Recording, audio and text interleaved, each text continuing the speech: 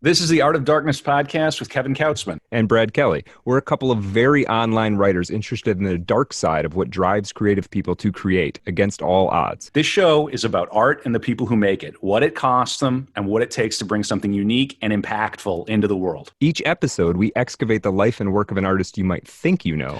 Don't worry, they're all safely dead. On every episode, we try and find out just what the hell was wrong with them and how they worked through their darkness to create something that lives on after them and continues to move culture. Find us online at artofdarkpod.com and on Twitter at artofdarkpod.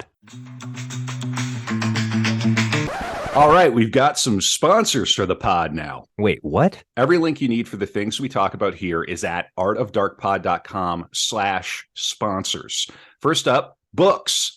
If you're into this podcast, odds are you're probably a reader. We've got links to buy new books from bookshop.org and used books from alibris.com. And if you want to listen to your books, we recommend and use audible.com. It's great, and the catalog is huge. All right. So if you're listening to this, you are online. Maybe you're very online. You probably have a website or are thinking of starting one. Maybe you want a website like artofdarkpod.com. We built that with WordPress, which is by far the most popular way to create websites. And the single best host for serious WordPress is WP Engine. I've personally used them for over a decade now, and I don't host my websites anywhere else.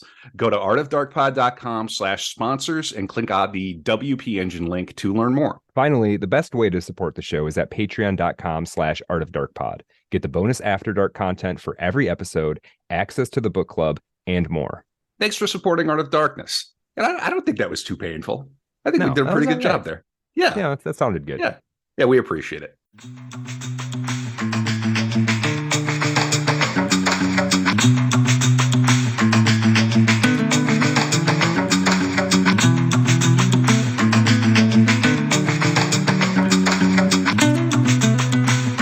Here we go. Back in the Art of Darkness studios. I'm your co-host. I'm a co-host. Brad Kelly, at Brad Kelly on Twitter. This is the other co-host, Kevin Kautzman, at Kautzmania on Twitter.com. That's it. At Art of Dark Pod. That's Brad, us together. That's us. Yeah, we're doing the thing. This is another core episode. I'm ready. I have a rather severe flu. That I tweeted yesterday. I think I'm the first recorded case of the flu since March of 2020. Wow. How does it feel to make history, Kevin? I've been making history my whole life, except for between 1989 and 2001, when history briefly ended. Yeah. None of us were making history then. Right. But we're making history. Yeah, the clocks all stopped, Brad. We're making history every episode of Art of Darkness. I'm very excited for this. And you know what? I'm at that point in my cycle of illness where I'm starting to get the sweats, which is a good sign. Oh yeah, but I don't want your body's looking for just one more exit point. Yes. Right. Yeah. I have a very powerful immune system. That's good. I really do. Yeah. All right. I'm gonna perseverate. All right. I like it. I like it. Yeah. I jokingly said that Andrei Tarkovsky doesn't care about your suffering. He probably wouldn't. And that is who we're talking about this evening. We're talking about the great Russian filmmaker Andrei Tarkovsky. I know there are divided opinions on Tarkovsky, but the people who like Tarkovsky, he's one of these people. It's not uncommon to hear he's like, "Oh yeah, that's the greatest director of all time." Okay, with people who say it with no qualifications, right? There's a lot of that on Tarkovsky. So this is going to be. I'm trying to do two things. I'm trying to cater to those people because I don't totally disagree with them. I don't know if I always like these superlatives, most, greatest, but I understand that point. And I totally see it, and I don't entirely disagree with it. So I'm trying to cater to them, but I want to help people who maybe don't quite get Tarkovsky. I feel like I'm finally got it. I want to kind of help that crowd understand why these films are so good. Delightful, because I am in that crowd. I am in that crowd. Yeah. So I think I'm going to try to Tarkovsky pill you and some portion of our audience. Others will be already on board. And I hope they enjoy this too. I think there's going to be some good stuff in there for them. Real quick point of business, patreon.com/artofdarkpod. We're going to have the After Dark for this one. I'll tease what that's going to be about here in a little bit. May 21st of this year, we are meeting in the Patreon exclusive Zoom hangout to talk about the great Aaron Gwynn's novel, All God's Children. You literally, if you're on Patreon, you get to come hang out with us. We talk about the book. We record it in case you miss it. That's on Patreon, only for Patreon supporters. If you get in for $5, you get access to the book club. You get access to the After Dark episodes, 20 to 30 minutes after each episode, both this core episode like this and the mini dark rooms that we do. And I think we're going to end up having some more treats for you folks, but we haven't quite ironed out all of the details. Yeah, some tasty treats. I think we might be moving the movie watch parties over to Patreon only. Yeah, well, we're getting to have more and more Patreon supporters. At first, it's sort of like, you got 10 people. It's like, as you're starting to get a bunch of people, there's a lot of people listening to those. So we want to give you something for your support. We really appreciate it. We do. So let's just get into it. Buy Kevin. me some medicine. Yeah, that's right. Kevin is falling out of the bottom of the American healthcare system. It hurts. It hurts. It hurts so bad. Oh man, I'm sorry. Go on, Brad. It's all good, man. It's all good. So I'm gonna ask the question. All right. Kevin, what do you know about Andrei Tarkovsky? Russian film director in Soviet Russia. Film makes you. I know that he made Solaris, Stalker. He's somebody you're supposed to appreciate. Right. He's one of these, you're a film school dropout. Oh, you're not into Tarkovsky? Yeah. Blah, blah, blah. Yeah. But I've never been able to get into him. Fair enough. Have you taken a crack at watching any of the films? Yeah, I have. Okay. Yeah. And I get wicked bored. I'll be entirely candid. And I know I'm missing some trick. So, and I want to be Tarkovsky pilled. I suspect that some of it has to do with the fact that I haven't made an effort to go see it in the cinema. I bet that it would be a different experience rather than like sitting in my man cave watching it on Criterion on my little TV or whatever, Right. Well, also where there's like, a bunch of distractions around. But yeah, and that criticism, I think that is a fair point. And I generally am loath to accept it's too slow criticism. But in Tarkovsky's case, I think it's actually fair. He was deliberately making slow films. Like he would, if you said, "Hey, Tarkovsky, this film, it's a little slow," he'd say, "Yeah, I know." That's what I was trying to do. It's supposed to be slow. Deal with it. And it's not but people say like Barry Lyndon is slow. Barry Lyndon isn't slow to me. There's something about the Tarkovsky films that I just give me a way in, Brad. Yeah, and we will definitely get there because this is in my notes. We got a whole thing. We're going to talk about the pace and what all that all means and beyond that. I really have no clue, hardly anything about his life. I would imagine did he live into the 80s? He lived into the 80s, yeah. Okay, and that he was a fairly young man though. Oh, okay. When he died. Yeah, he was in his 50s. Yeah. Okay, all right. So I don't like that. I never like that. I'm in my 40s. I don't like that. Yeah. So this is going to be good. I think you've got enough footholds that this will be interesting, but there's going to be a lot of new stuff coming at you too. So I think this is really good. So let me just kind of get into it. I've got a bunch of sources. My three primary sources are the biography called Andrei Tarkovsky: Life on the Cross by Ludmila Boyadzeva. There's going to be a lot of challenging Russian pronunciations. I am going to do my best. I looked a lot of them up. Ludmila Boyadzeva. Interesting biography. She's clearly doing a bit of hero worship, so I'm going to asterisk a couple of things as we're going through, but she also shows the dark side, so it seems reasonably fair. interesting book. I'm going to be reading a little bit from Andrei Tarkovsky Interviews, a volume of basically all of the interviews he ever did, edited by this guy John Gianvito. And then I'm going to read a little bit here and there from this book by Andrei Tarkovsky, basically published in the last year of his life, called Sculpting in Time. The subtitle is "The Great Russian Filmmaker Discusses His Art." And it's mostly about filmmaking, his philosophy on filmmaking, but a little bit about kind of life and stuff like that as well. So I'll be pulling some key quotes from there.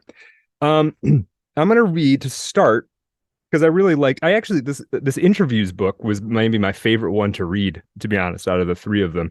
I am going to read a couple pages here from the introduction to the interviews, because I was kind of come up with, how do I introduce Tarkovsky? And I really can't do much better job than this. So again, this is from the Tarkovsky Interviews volume.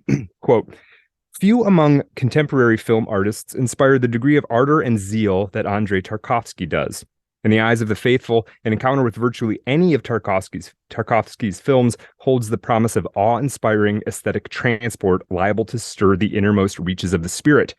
To his detractors, the same films can provoke just as fervent feelings of consternation, boredom, and outright antipathy. If, however, one were to be judged by the company of one's admirers, Tarkovsky's place in the pantheon of film history would alone be secured. Having earned during his career the esteem of many of cinema's preeminent directors, Bergman, Kurosawa, Sergei Parajanov, I don't know who that is, to be frank with you, among a host of other major artists inside and outside the world of film. Writing about Tarkovsky in his 1987 autobiography, The Magic Lantern, Ingmar Bergman proclaimed that his discovery of Tarkovsky's work was akin to a, quote, miracle. Suddenly, I found myself standing at the door of a room, the keys of which had, until then, never been given to me. It was a room I had always wanted to enter, and where he was moving freely and fully at ease. I felt encouraged and stimulated. Someone is expressing what I had always wanted to say without knowing how. Tarkovsky is for me the greatest, the one who invented a new language true to the nature of film, as it captures life as a reflection, life as a dream. For Kurosawa, speaking in 1987, a few months after Tarkovsky's passing, he found Tarkovsky's unusual sensitivity, quote, both overwhelming and astounding. It almost reaches a pathological intensity. Probably there is no equal among film directors alive now. During the same period, an international questionnaire conducted by the French newspaper Liberation asked the Armenian director Sergei Parajanov, "Why do you make films?" His sole reply was, "To sanctify the tomb of Tarkovsky." So heavy, right? Whoa. Ingmar Bergman, I mean, I think a lot of people who know film would say he's up there with maybe he's on Mount Rushmore, right? Yeah, And Kurosawa top 5, too. top 10. Mm-hmm. Yeah. So yeah, he's a heavy for sure. And it's not like Tarkovsky's really older than these guys either. It's not like he's some storied old, he's their contemporary. Sure. Right. So interesting stuff. So, okay. So Tarkovsky, you have my attention, Brad. Good. That's what I wanted to do. Okay. What are we going to do for the After Dark? Are you coming to that? Yeah. Am I coming to that? Yes, I am. We're going to talk about two things. We're going to talk about the lore around whether the movie Stalker killed Tarkovsky, and Tarkovsky's dalliances with the spooky ooky. You know, Kevin, that one of my favorite topics to delve into on this show is spookiness, the occult, the esoteric, the weird, the paranormal. We're going to dip into that because Tarkovsky was also very interested and had a number of events in his life that kind of touched on that world. And I think we're going to find this interesting. Fun. And let's also contextualize this. The last core episode I did was Leni Riefenstahl, and Tarkovsky was working in the Soviet Union. And of course, Riefenstahl worked in the Third Reich. So we're giving some balance to our coverage. Yeah, that's good. It kind of worked out that way. And it really is. It's like one from that had touched with the Nazis in Germany. And Tarkovsky wasn't, we're going to see this. I mean, he wasn't really part of the Communist Party, but he was paradoxically loyal, and we're going to get into it. It's actually an interesting story, kind of how he's positioned in there. So Andrei Tarkovsky, born April 4th, 1932, dies December 29th, 1986, at the age of 54. He makes 7 feature films, in addition to a number of short and student films, including, I think his first film was an adaptation of Hemingway's The Killers. It was a student film. And then he made a film, The Steamroller and the Violin, which is basically his thesis project. It's quite good. I would actually recommend, if you've watched all the Tarkovsky, go back and watch Steamroller and the Violin. It's 40 minutes, I believe. It's a good watch. We're not going to talk about it in detail, but it's necessary for the Tarkovsky completist, I would say. So I'm very curious. What is it? What does that steamroller want with that violin? It's a provocative title. It does make you think, like, wait, what? What do those two things have in common? Yeah. According to Wikipedia, Tarkovsky is, quote, one of the greatest and most influential directors in cinema history. His films exploring spiritual and metaphysical themes, and they're noted for their slow pacing and long takes. Tarkovsky could drop a long take. They'll drop a take, and you'll be like, wait, he has not cut yet. Like, it's almost baffling how he hasn't cut yet. When you grow up, watching the movies I did, you're like, how is this even possible? He's doing this. Do they make reels of film this long? What is happening here? Exactly. They're also noted for their dreamlike visual imagery and preoccupation with nature and memory. Now, I want to read a little bit from Sculpting in Time, where I'm going to give you basically Tarkovsky in his own words, because he's quite a good writer. I mean, this is translated from the Russian, but he's a very clear thinker. And he knows exactly what he's doing in a certain sense, which I appreciated. I just want to give you, as we start here, toward the end of his life, what did he think the cinema was for? Quote, I love cinema. There's still a lot that I don't know. What I'm going to work on, what I shall do later, how everything will turn out, whether my work will actually correspond to the principles to which I now adhere, to the system of working hypotheses I put forward. There are too many temptations on every side, stereotypes, preconceptions, commonplaces, artistic ideas other than one's own, and really it's so easy to shoot a scene beautifully, for effect, for acclaim, but you only have to take one step in that direction, and you are lost. Cinema should be a means of exploring the most complex problems of our time, as vital as those which for centuries have been the subject of literature, music, and painting. It is only a question of searching, each time searching out afresh the path, the channel to be followed by cinema. I'm convinced that for any one of us, our filmmaking will turn out to be a fruitless and hopeless affair if we fail to grasp precisely and unequivocally the specific nature of cinema, and if we fail to find it in ourselves, our own key to it. So I'm going to read another little bit here, but I just want to emphasize this thing. He thought it was very key that cinema was not literature. Cinema was not poetry. Cinema was not music. It was cinema. And so that meant that you had to think about it on its own terms. And I think he did. I mean, I think part of what's challenging about watching the movies is, like, he's one of a handful of directors who were really trying to understand what cinema did that nothing else could do. And so you come at it from a different angle and you're like, well, I thought I was just supposed to be being told a story. It's like, books can tell you a story. The theater can tell you a story. Cinema does that and something else, right?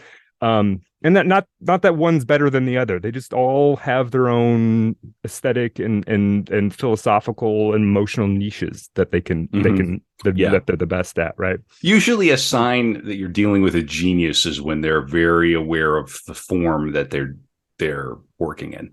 Mm-hmm. Not always. Sometimes there can be a naive innocence and, hey, we're just making movies. Okay, fine. Right. But, there are great films that are just pretty much just telling the story, just practically theater, but pointing the camera at it. There's great examples of that. That's not what Tarkovsky was up to, right? There's another little part from Sculpting in Time. Quote, why do people go to the cinema? What takes them into a darkened room where for 2 hours, more than that for him, They watch the play of shadows on a sheet. Is it the search for entertainment? The need for a kind of drug? All over the world, there are indeed entertainment firms and organizations which exploit cinema and television and spectacles of many other kinds. Our starting point, however, should not be there, but in the essential principles of cinema, which have to do with the human need to master and know the world. I think that what a person normally goes to the cinema for is time, for time lost or spent or not yet had. He goes there for living experience. For cinema, like no other art, widens, enhances, and concentrates a person's experience, and not only enhances it, but makes it longer, significantly longer. That is the power of cinema.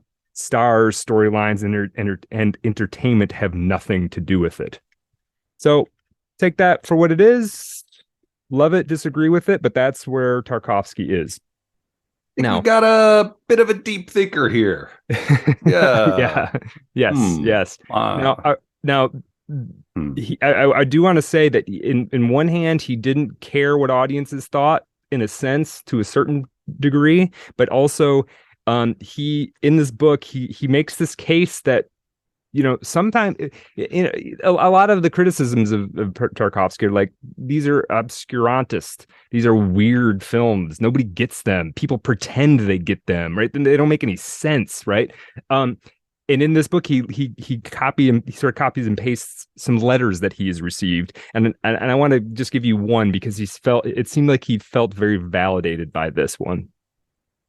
Quote: "A working woman from a town in Russia that I'm not going to try to pronounce wrote, 'I have seen your film 4 times in the last week.'" She was talking about The Mirror, which a lot of people will say is the most incomprehensible Tarkovsky film. "I've seen your film 4 times in the last week. And I didn't go simply to see it, but in order to spend just a few hours living a real life with real artists and real people. Everything that torments me, everything I don't have and that I long for, that makes me indignant or sick or suffocates me, everything that gives me a feeling of light and warmth and by which I live, and everything that destroys me, it's all there in your film. I see it as if in a mirror. For the first time ever, a film has become something real for me, and that's why I go to see it. I want to get right inside of it, so that I can really be alive."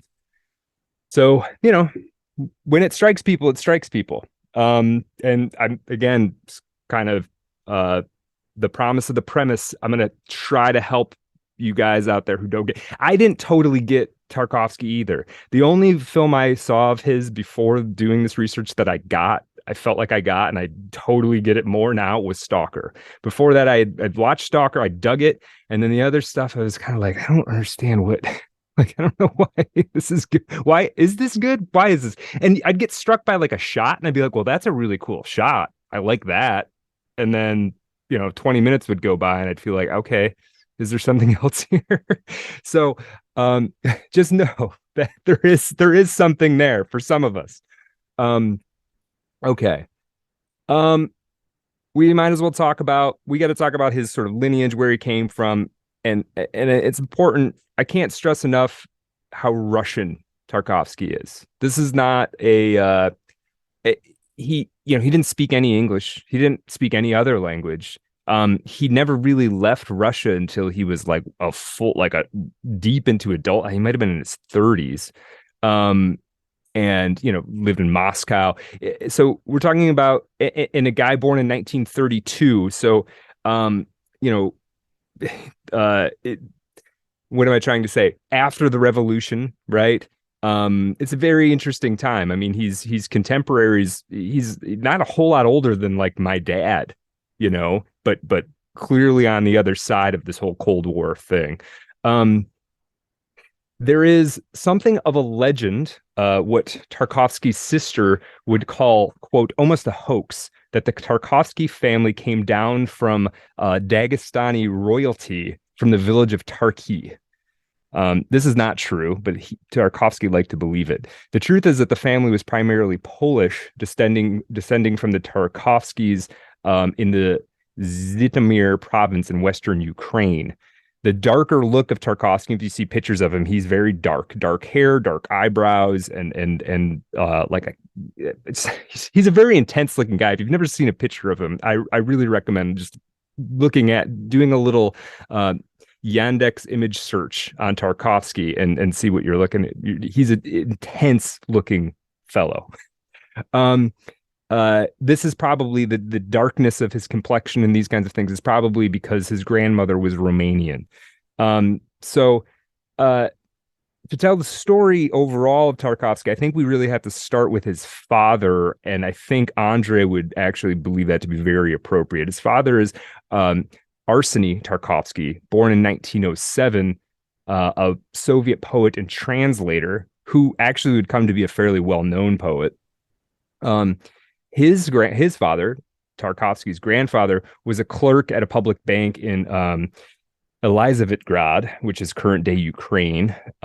This was a fairly intellectual family, with Tarkovsky's grandfather participating in these literary evenings with local writers of note. They'd have poetry recitals in the living room, piano playing all the time. Oh, hey, cool. Yeah, I like that. Yeah, different time. Yeah, for sure. Everybody played the piano. Right. And there was one, and if you had a certain amount of money, you would have, and when I say a certain amount, not necessarily wealthy. It was like bourgeois, middle class. Right. Mm-hmm. And you had enough floor space, you would have a piano for sure. And you would know a few people had to have that piano. Mm-hmm. Had to have that piano. Yeah. Mm-hmm. Yeah. Now in 1921, Arseny Tarkovsky, Andrei's father, he's 14 years old. He and his friends were arrested for publishing an acrostic about Lenin. Not John Lennon, the other Lennon. B.I. Lenin. Yeah. Vladimir Ilyinichov, whatever it is. Yeah. You're like a child who wanders into the middle of a movie. I'm glad you picked that up. Yeah, they don't. I am the walrus. You're still allowed to write caustic acrostics about John Lennon for now. Until our episode, right? At the end of this year, we are covering John Lennon. We are in December. Mm-hmm. Yeah. So Arseny at 14 and his friends were taken by train. They were arrested and taken by train to Nikolaev, supposedly to be executed. Right? They wrote some acrostic. And an acrostic, people, I'm sure it's the first letter spells something out, right? So the poem itself wasn't exactly bad, but the acrostic was like Lenin is a such and such, right? I don't know what it said, but something you weren't supposed to say. Ooh, Arseny, spicy. Yeah. Arseny at 14 escapes the trains and spends the next little while wandering the Ukraine and the Crimean Peninsula, getting by begging mostly, apprenticing to be a shoemaker and some other trades. And then a couple years after, he sort of wanders into Moscow, and his aunt, his father's sister, ends up helping him out. Somehow from here, he ends up enrolled in higher literary courses and then meets Andrei Tarkovsky's mother. Her name is Maria Vishnyakova, which and she would be a graduate of the Maxim Gorky Literature Institute. Using these credentials, later she would become a proofreader. She was from like a reasonably well-off family in Moscow. Her father was a medical practitioner. So these are Tarkovsky's parents. Now I want to read just a little bit from an interview. There's a really good interview. If you go to the Tarkovsky Wikipedia page, there's a really good interview with his sister that's on an external link there someplace. And she seems insightful and thoughtful about this and willing to talk about her brother. Here's something from her mostly about Arseny. Quote, "My father grew up in a wonderful family. They wrote each other notes and verses, staged plays at home, published a home poetry magazine. Dad said that he began to rhyme the words, quote, from the pot. But grandfather died early in 1924, and he ended up and Arseny, that's Tarkovsky's dad, ended up in Moscow without money, without housing, with a notebook of poems. He entered the higher literary courses, which arose after the death of the poet Bruzhov, who organized the Literary Institute. All the remaining color of the Russian professors, the intelligentsia, gathered there. Most of them died in the camps. After the death of Bruzhov, the institute was closed, but paid courses remained, in which versification and folklore were read, and young people poured in there who could not be accepted into Soviet institutions, the children of priests, nobles, etc." Okay. Arseny and Maria, Tarkovsky's parents, would be married in 1928, and the next year Arseny would be given a monthly stipend from the state publishing house's Foundation for Beginning Authors. Now, just imagine that. You're like, I'm an author. What have you done? Nothing yet, but I probably will. If I could get a monthly check, that would be awesome. Hmm. Nothing changes, does it? Yeah. Yeah, no. He would start to have poems come out and would actually achieve a level of renown, really, when our Tarkovsky meets his wife, his first wife, Irma Rausch, and we'll talk about it a little bit. Irma Rausch is at that time, her favorite poet is Tarkovsky's dad, right? So he's a reasonably well-known, he rapidly becomes a reasonably well-known poet. It's a very sonorous name as well. Irma Rausch. It's a good name. Yeah. Irma Rausch. I like it. Yeah, it sounds like a character out of a movie. It really does. Yeah. Arseny would eventually become an instructor and consultant for an arts program on Soviet radio, and he would be commissioned to write a play about the, quote, the heroic glassmakers of Soviet history. This play would be rejected because Arseny showed himself to be too much of a mystic. And I only make that point because I think this is something that Andrei inherited. Too much of a mystic, right? In 1932, Arseny and Maria moved to the town of Zavraje, I think, to be closer to Marina's mother and stepfather. Sorry, I said earlier her father was a medical practitioner. It was her stepfather who was a medical practitioner at the local hospital. On April 4th of 1932, Tarkovsky would be born on, quote, the banks of the Volga. Let me read a little bit about that. 1932, very rural Russia, right? This is where my people were from. Oh, is that Germans right? from Russia with Volga Dutch. Yeah. Oh, okay. Yeah. The Volga River, Germans during right around the time of the American Revolution were emigrated to different parts of Russia. They were given plots of land and allowed to keep their language and avoid conscription as well. For a while. Yeah. Anyway, for a while until, there you go. So, yeah. Small world. Maybe you're distantly related. Yeah, so there's Volgadutch and then Schwarzdeutsch, and then I think mine might have been the latter. But in any case, the Volga River, it's a whole big thing. You can, it definitely is, and it's kind of a big river. You know, I'm sure there's multiple spots along there in which people are. Yeah. Let's see. So this little part here. Thankfully, okay, this is about raising little Andrei when he's a baby. I like this. This is from the bio. Quote, they couldn't get enough sleep, losing their minds from Andrei's crying. Arseny even said something at the moment his wife was falling asleep. He said, it's almost like our child drank the milk of a viper. Arseny's poetic intuition could guess at something in the little man. The boy's angry look, his wrinkled and demanding face were signs of his future character. He would not smile or coo like the newborns usually do. Who knows what babies see in their first days on Earth? Does their entire future life flash before them like in one's last moments? Or perhaps their world perception program is loading. They are orienting themselves in space. In any case, it seems that for Drilka, that was Tarkovsky's nickname as a boy, coming into the world was difficult and certainly not a happy experience. So he was an intense, like you see these pictures of him, he's intense, and you read these quotes from him, he's intense, and then you go back, he's a baby and he's intense, right? Just like, just an intense all the way down, right? I thought I would give you, I'll skip that for now. Okay, 1934, Andrei's sister Marina is born. 1937, Arseny, his father, falls in love with another woman, the lively, smart, and attractive wife of a literary critic, and very soon divorces Maria and marries this woman, Antonina. At first, he's living nearby, but as the years go on, he's around less and less. And by the time Andrei is sort of like an adolescent, he barely ever sees his father. This angers Andrei, as it would any boy, pretty much. But the relationship does evolve over time to the point that in Sculpting in Time, there's a whole bunch of Arseny Tarkovsky poems quoted in here.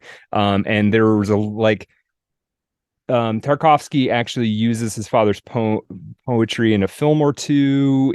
They sort of make peace, and kind of I think they both Oh, mutually recognize how yeah. closely, sort of spiritually and creatively, they are. Right. We really don't talk enough about the sons of poets. Right. It's a thing. It's a That is a thing. yeah, yeah, yeah, Yeah.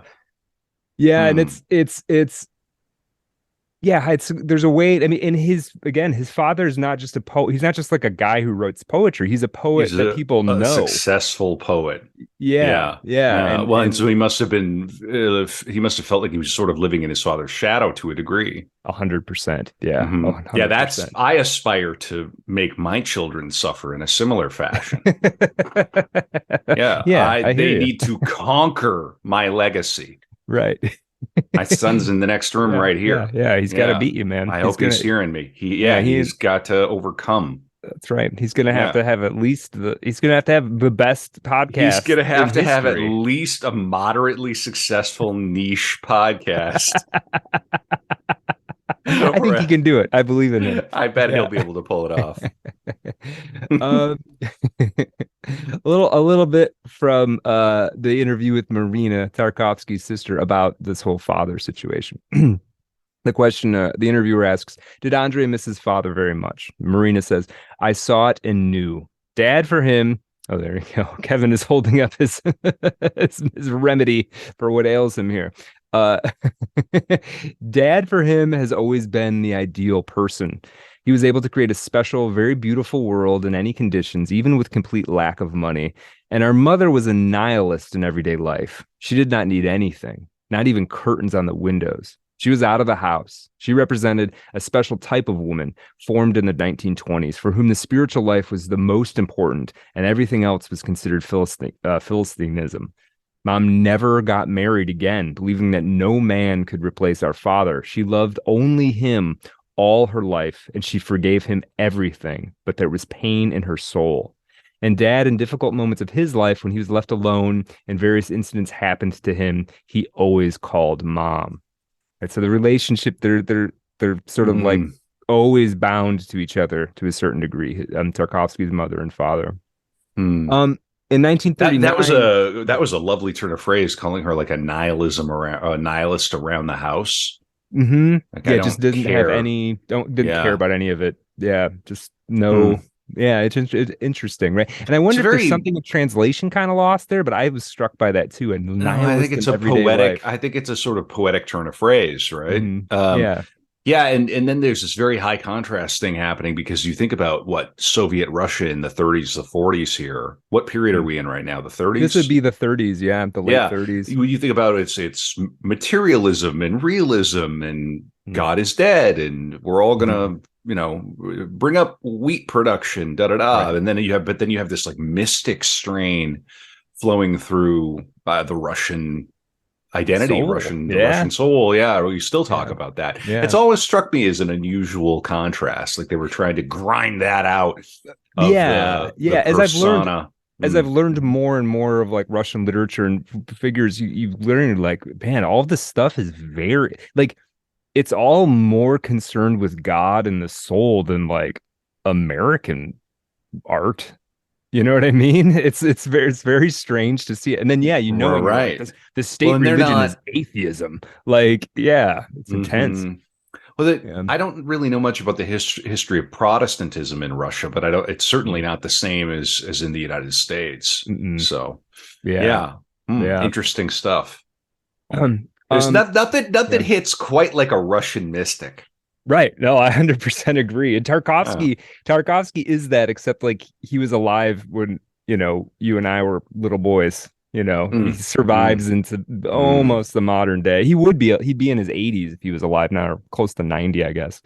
Um, mm, mm. uh, yeah, he'd be what, 91, I suppose. Okay, Um, huh? uh, okay, 1939, it's time for Andre to go to school. He's 7 years old. His mother moves Andre and Marina to Moscow. So now they go to, the big city.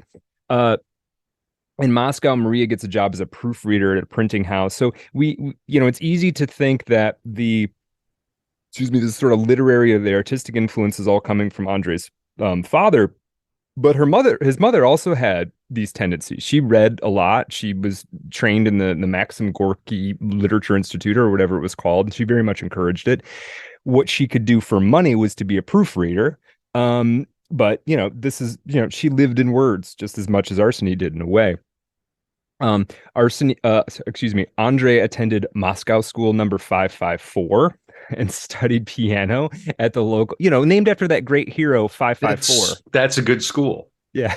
Yeah. It's not like the 553 kids. No, those kids are rough. Those kids are rough. Yeah. You send your daughter to 553, she comes home pregnant, if you know what I mean. That's right. 554 though. Yeah, it's classic. They're Yeah. Yeah, I got a lot of style. That's right. It's like Gematria bros right now are going, is this code? What do they know? It's just literally they just name the schools. The school numbers. The one next to it, they're like zip codes or something. Yeah. Tarkovsky studied piano at the local school. He had to practice it at a neighbor's because they had no piano at home. And I'm only noting that to compare it to how his father grew up, right? This piano, there's a piano, it's either there or it's not there. And it reflects kind of where you're at in time and place in history and socioeconomically. He was talented musically. The biographer says he had perfect pitch. The biographer does, Ludmila Boyadzieva. She does kind of, she sort of tends to call him a genius about everything. So did he have perfect pitch? I don't know, but apparently he had some level of talent. But he was said, it was called, a teacher said that he had a temperament more suited to being a conductor than a performing musician. Just interesting. 7 years old. That boy should be waving 7, a wand at people. He should be right. Yeah. Okay, interesting. Yeah. He's the oldest son. He has a younger sister. She's 3 years younger than him. Okay. Yeah. All right. Fair enough. Yeah. And in 1939, Andrei sees his first film. This is another thing to think about too. And early on in the film, I mean, in the 30s, films have been around. For a while, but there aren't as many. There isn't as long of a history of it. There's and I think Tarkovsky was quite aware of it as being a young art form when he kind of got into it, right?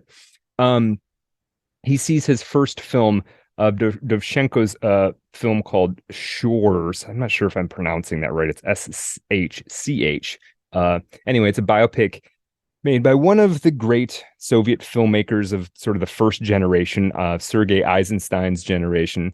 And Tarkovsky was always moved by the work of Dovzhenko, even though Dovzhenko's work tended to be almost propaganda, as a lot of stuff was at the time. There's still an undercurrent of artistry, obviously, and creativity going on.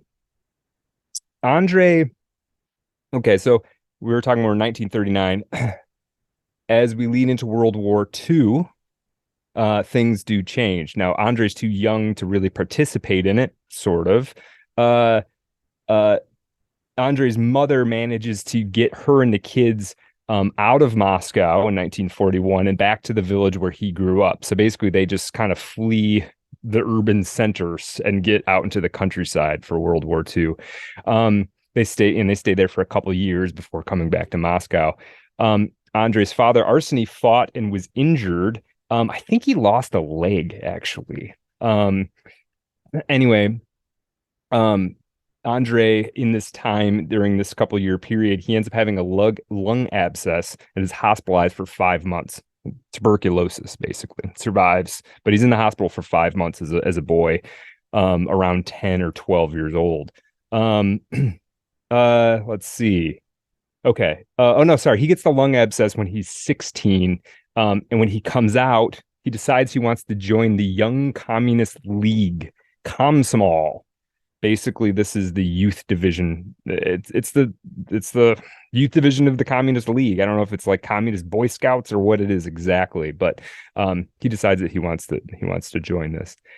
An interesting thing happens, though. When he meets them, he's asked, well, what do you want to be when you grow up? What do you want to do when you grow up? How are you going to serve the party, right? How are you going to serve, your motherland? He says, I want to be Ludwig Beethoven. That's his response. Oh. Huh. Okay. Yeah, right.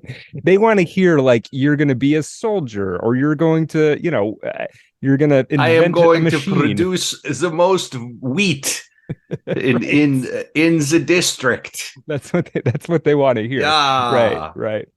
And Right. so they don't let him in. He's basically Oh, turned away at the he's too door. based He to be a young commie. he is. He really is. Yeah. He really is. Now, this is the Hmm. thing, and we're going to see more of this. I don't know that you would call him a communist in that I don't think he's not particularly political. I think what you might say he is he's at least he doesn't want to be interested in material things.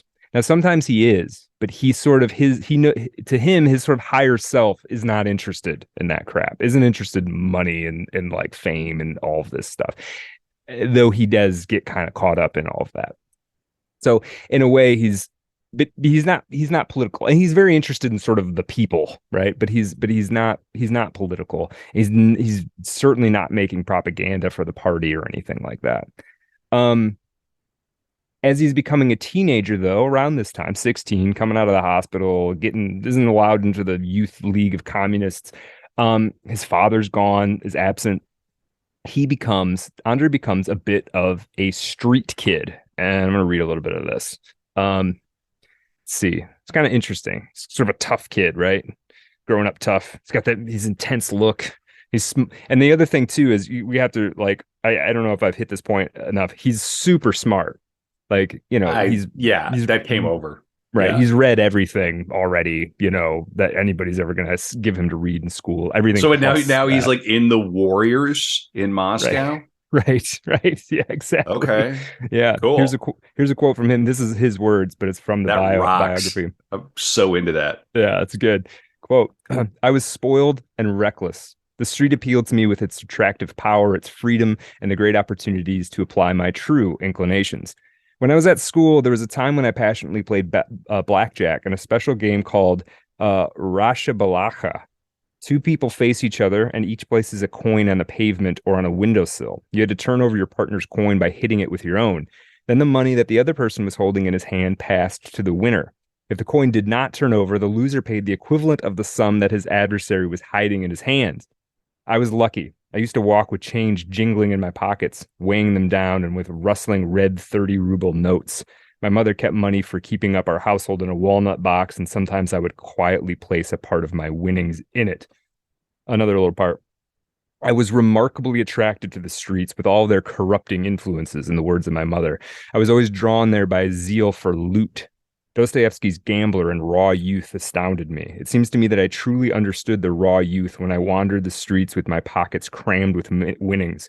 I also understood Dolgoruki's idea of becoming a Rothschild and the motives which drew him in his zeal to games, to the accumulation of wealth. So he's literally like out there in the streets playing crap. It's like a street hustler. Yeah. Yeah. For sure. Cool. Yeah. Yeah, that rocks. Yeah. I mean, it's not dissimilar to Kubrick and his little hustling chess that they would play in Washington Square Park. Yeah, for sure. And if there was chess hustling to be done, he might have done that instead, right? This is sort of a game presented to him. And now the next great film director or whoever is probably trading shit coins in crypto. I'm not even kidding. Probably. Like that would be right. like the digital equivalent now today. Yeah, you're probably right. Yeah. Now, here's another little thing I want to read because it is indicative. It's cool. Such a metaphorical I'm liking thing. this. I'm liking this character so far. He's great. He's really interesting. I mean, he's got his problems, and we're gonna see some aspects of him that are not so sympathetic. But I like that I like this turn, right? Like, you kicked out of the Communist League. They don't let you in, right? So he's a rebel. Now, there's this bit, I'm not going to read the whole thing, but there's this bit from when he's a boy and he's a teenager. It's a little bit younger. Yeah, let me read this, actually. This is when he's 12 years old, but what I love about this bit from his childhood is this could be in a Tarkovsky film. This is like, and it happened in his life. When I turned 12 years old and went back to the Yurievits, I don't know what that is, to be honest, the Semenovskaya church, which I was baptized in, had basically been turned into a regional museum. Only the basement had been left empty. It was a hot summer. You could see the trunks of the linden trees shimmering against the whitewashed walls of the church in the background. I was with a friend who was a year older than me. He made me jealous of his bravery and his frenzied cynicism. We lay for a long time in the grass, and squinting because of the sun, we watched a low window not far from ground level, black next to the bright white walls with fear and greed. The idea of a burglary had been worked out to the smallest details. I can only remember one thing for certain. I had to crawl through the window after my enterprising friend. He was the leader of this operation and slipped in first into the cool darkness of the church basement, and I followed behind him. For a long time, we wandered in the echoing basement through its hushed, mysterious nooks and crannies. My heart was beating from fear and self-pity as I had set out on an evil path. In a pile of trash dumped in a corner of that huge room, we found a bronze image of the church. It was just a fancy stamped thing. We wrapped it in a cloth and were about to go out when we heard shuffling footsteps. The footsteps were getting closer. We hid behind a heap of books. In the side door, the hunched figure of an old man appeared, wearing a faded, padded jacket. He walked past us and slammed the bolts of the front door shut. I can't remember how we got out of that basement. I remember that my teeth were chattering from fear. We didn't know what to do with our find, and thinking that it was an object with supernatural powers that might have the utmost impact on our fates, we buried it behind a barn under a tree. I was scared. For a long time after that, I was expecting terrible consequences for this horrible crime before the mysteries of the unknown. So I was 12 years old. Now, the street tough stuff is a little bit after that, but that's, you can sort of see it breaking into buildings and all this kind of stuff. Now there's a little bit, here's another thing where he was sort of not the, well, let me read this one little bit here, about being a street tough kid, right? Hustling, playing this coin game. Quote, again, this is from the biography. Quote, his hot blood would instantly be inflamed, and constant anticipation of dirty tricks determined his violent reactions to supposed offense. From an early age, he showed suspicion, mistrust, an exaggerated feeling of hostility, and a constant readiness to defend himself.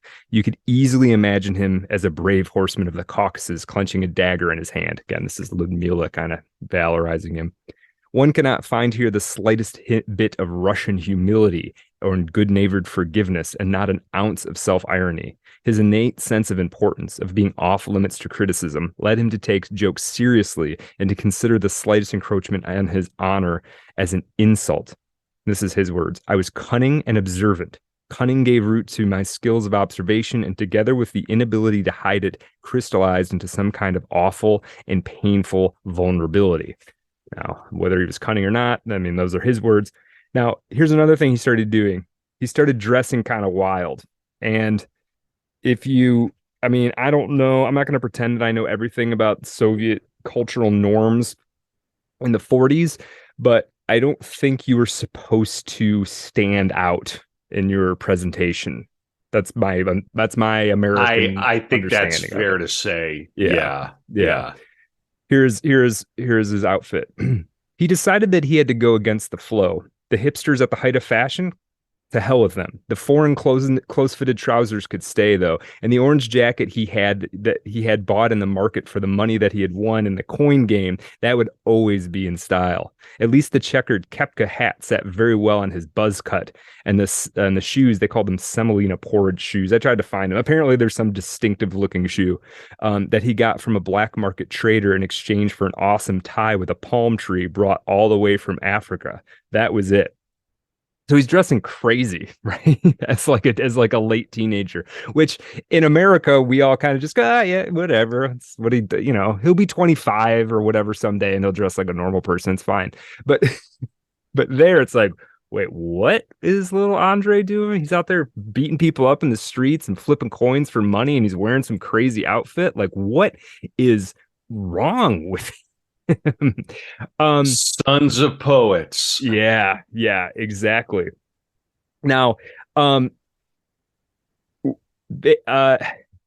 so this goes on for a little bit longer. It goes on until he's out of high school. He's still kind of this street kid, and he's kind of just good enough at school that he can kind of hide behind the excuse of being like a student, sort of, right? It's like it's like if you're like a hoodlummy kind of kid, but you also got all A's, it's hard for like the system to know what to do with you exactly, right? Because it's like you haven't hit bottom, sort of.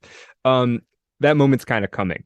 1951, he's out of school. He enters the Arabic department of the Moscow Institute of Oriental Studies. It was possible there was some influence of his father here because his father was very interested in poetry and philosophy of the East.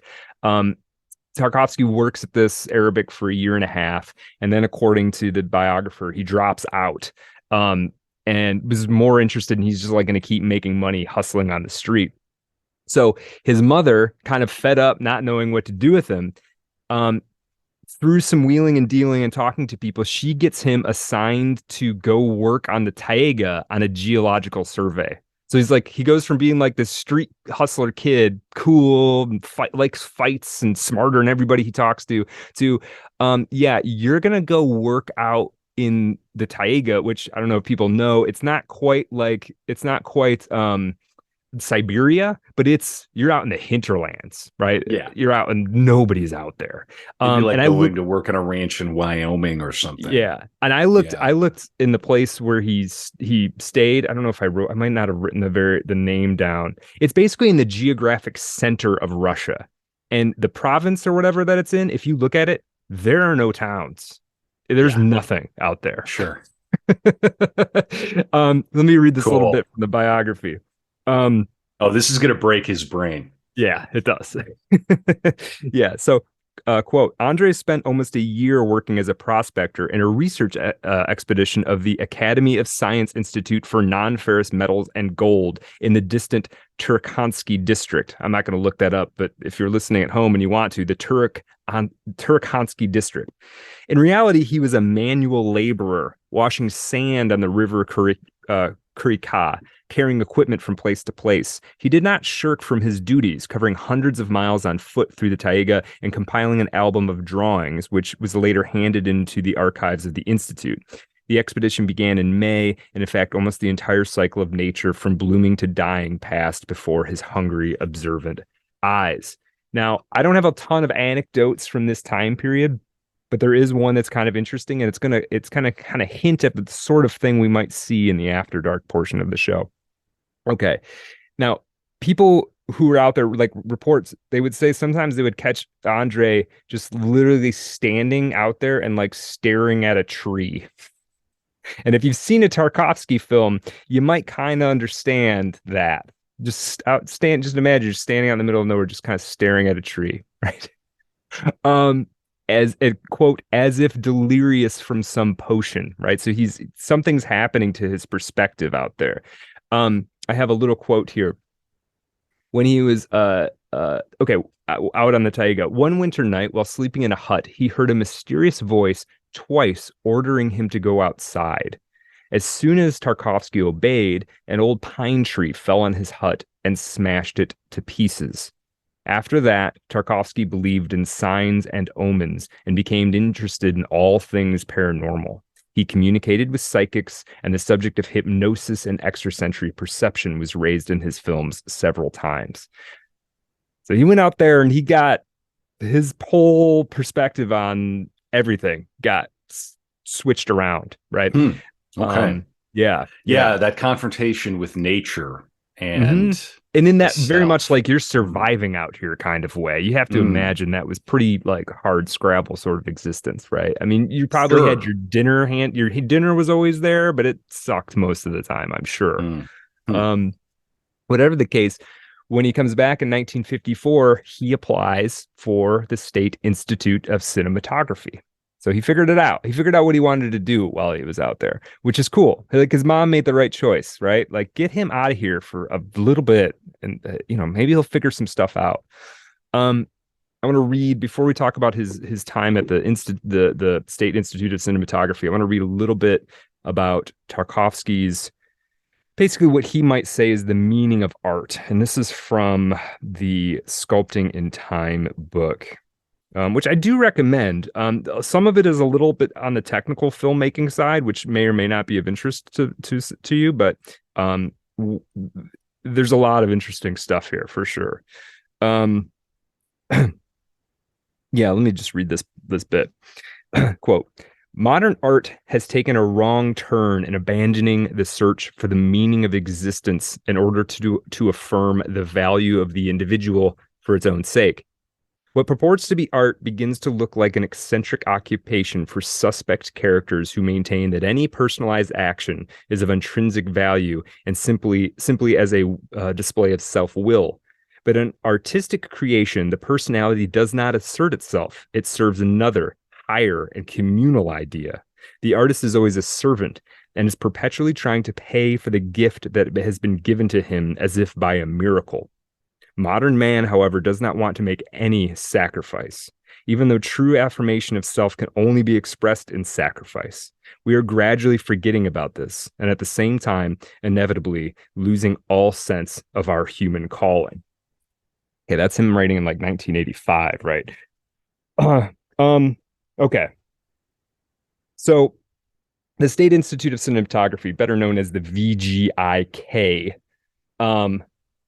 I think some of this is going to require us to understand what's going on. We kind of have to understand. We have to realize we're not in Hollywood. His career is not based in Hollywood. It's right. Yeah, this is a little different. Yeah, whole different. Universe. Absolute. Yeah. Right. Yeah. Right. The VGIK was opened as the Moscow Film School in 1919. It was the first film school in the world. This was approved by Lenin because Lenin, not John Lennon, Lenin understood. He understood. It's not. There's a propaganda component to it, but it's not just about making propagandistic newsreels, even though that was an aspect of it, certainly during World War II. There is a thing like we need to somehow have our own culturally distinct thing that isn't caught up with America and the West. 100%. I think they truly realized the power of cinema as a means to create an alternative view of reality. 100%. In terms of art forms, nothing really comes close to what cinema can do in terms of we're like creating an image of what the world is and might be. Absolutely. So if you have a totalizing worldview,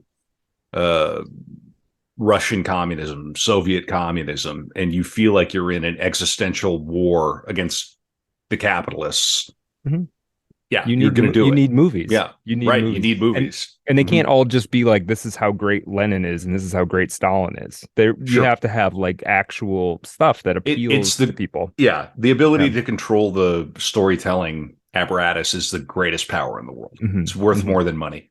Yeah, 100%. 100%. Yeah, because it tells people what's possible. For sure. And Tarkovsky would agree with that 100%, right? And it is interesting how it can be weaponized, and and it can be used to sort of degrade the consciousness of people. It can be used to sell things. It can be used for whatever reason. I mean, luckily, none of that is happening. No, here. Right. No, so the first film school in the world. First film school in the world in Moscow. Cool. And so Lenin nationalized the film industry, put everything under the control of what we would call the People's Commissariat of Education, which was responsible for administering public education and most other issues related to culture. Right? There's less distinction between this is art and entertainment and this is education. It's all somewhat in the same. They had to be aligned anyway.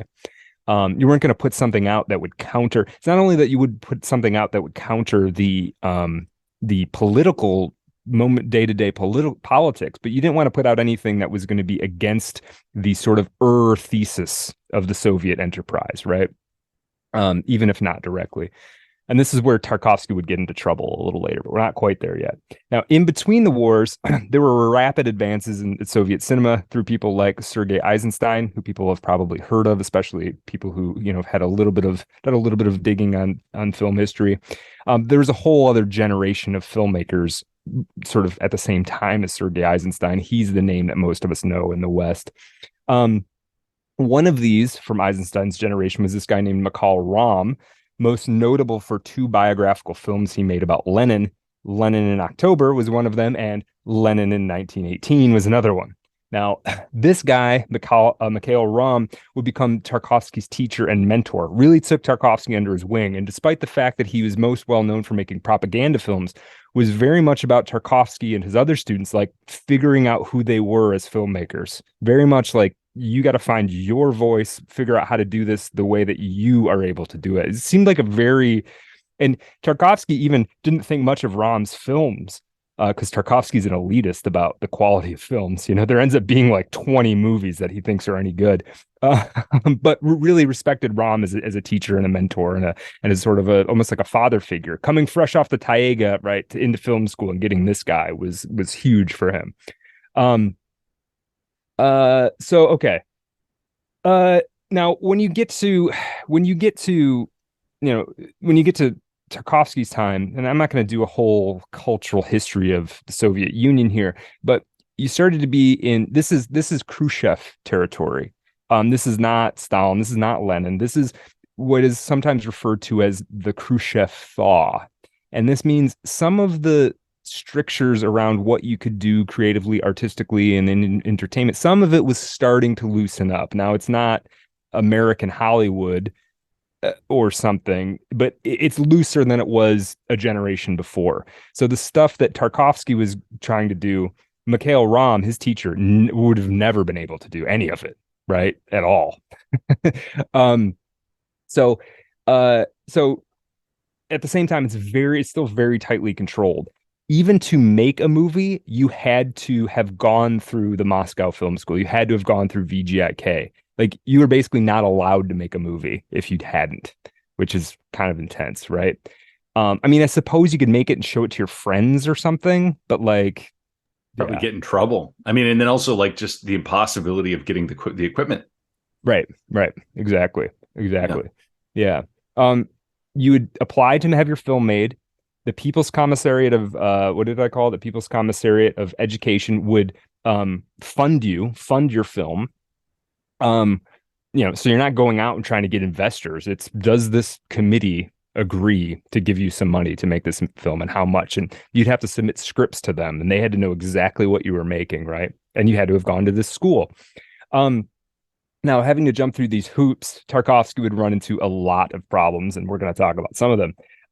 He does make some small films. I talked about adaptation of Hemingway's The Killers. This was actually the first time the VGIK had allowed students to make a film based on a foreign work. They'd never allowed that to happen before. Tarkovsky was the first. And then I talked about the Steamroller and the Violin, which was his final film. There was another film he made called There Will Be No Leave Today, which was that's his brother-in-law made that. I'm sorry. That's another guy. The guy who would marry his sister became a fairly well-known filmmaker in the 60s and 70s. Yeah, let me read a little bit from the bio. Wrong book. I got a lot of books, Kevin. So many books. Around. Yeah. Isn't it wonderful? We live in America. You could just go online and order some books, and here they come. And we didn't have to go and sit in front of a committee to decide to make this podcast. Right. The People's Commissariat for podcast. Frankly, that might be better. There's pros and cons, Yeah. True. Yeah. There have been casualties. That's right. Quote, Tarkovsky studied at VGIK, that's the Moscow Film School, with great dedication, seriously and meticulously mastering the profession. There was no more street hustling going on. He still dressed a little weird, but he was taking this deadly serious now. He absorbed a greater range of studies than what the curriculum required. He read books on art and philosophy, learned about painting, and listened to classical music. He had an excellent memory, a fine ear, and a great craving for knowledge. It turned out that in addition to perfect pitch and an ability to draw, Andrei had an undeniable talent for acting. Again, this is the biographer. She loves this guy, right? His portrayal of the old Prince Bolkonsky in the student play without makeup was remembered by many fellow students for the original and expressive interpretation he gave the role. Right, so he's coming into his own here at the VGIK. Now, the film, The Steamroller and the Violin that he made, it won first prize at the New York Student Film Festival, which I couldn't find any information about how that happened, like how it got in there. Tarkovsky was not allowed to travel to New York. But anyway, his student film wins that's a pretty big thing to win, the New York Student Film Festival prize. He was also offered to help the well-known director Gregory Chukre, another teacher at VGIK, make a film that kind of fell through. And at this time, his favorite directors were Bresson, Buñuel, Bergman, Orson Welles, Kurosawa, Charlie Chaplin, and Dovzhenko, talking about the first film that he ever saw. Now, his tastes would mature, but these would kind of remain his sort of mainstays, I would say. Now, at VGIK, he meets Irma Rausch, who we mentioned before. She was also learning under Rom, was one of only 2 female students studying directing. The rest of them were tended to be studying acting or something else. She had been as I said, she was a fan of Tarkovsky's father's poetry. And I feel like this is a good time to give you a little bit of Arseny Tarkovsky's poetry. This being Irma Rausch's, possibly her favorite poem of Andrei Tarkovsky's father. Now, again, this is translated from the Russian, and poems, I would say, and prose, but poems particularly always lose something in translation. So I'm just going to read this as the translation, and, you can make of it what you will. Again, this is by Arseny Tarkovsky. There were drops of rain flying from the light into the shadows. By chance we met the first time on a rainy day. Only rainbows in the mist around the pale street light told you in advance of how close my love was, about how the summer had passed, that life was uneasy and bright, and you hadn't lived but a short time, such a short time you had lived upon the earth. Like tears, the raindrops glistened on your face. I still don't know what kind of madness we are living through. I like that turn at the end. I still don't know what kind of madness we are living through after this kind of beautiful, sort of darkly tinged poem. But so okay. Meets Irma Rausch. She's drawn to Andrei's intense personality, right? You're that intense. Not all the ladies are gonna love you, but there's gonna be a few that are drawn to it for whatever reason, right? Thank Christ. Right. They would marry in 1957. So they marry when Andrei is 25. They have their first son, Arseny, in 1962. Irma would go on to feature in Tarkovsky's first 2 films, not Steamroller and the Violin. Call that a student film. Andrei didn't consider it really part of his oeuvre. Their relationship, however, would end bitterly. We will get to that. Now, they were probably a mismatch, Irma Rausch and Andrei Tarkovsky. She was a country girl, and he had become something of a city intellectual by the time he's in his mid-20s. Irma was talented in her own right, though, and she was really good for him. She seemed just sort of open-hearted and kind and smart and thoughtful. So she was good for him, even if he wasn't really good for her. I mean, descriptions of him at this time and throughout his life, he's arrogant, he's severe, he's gloomy, he's convinced that he's right about everything. And that's the personality you're dealing with.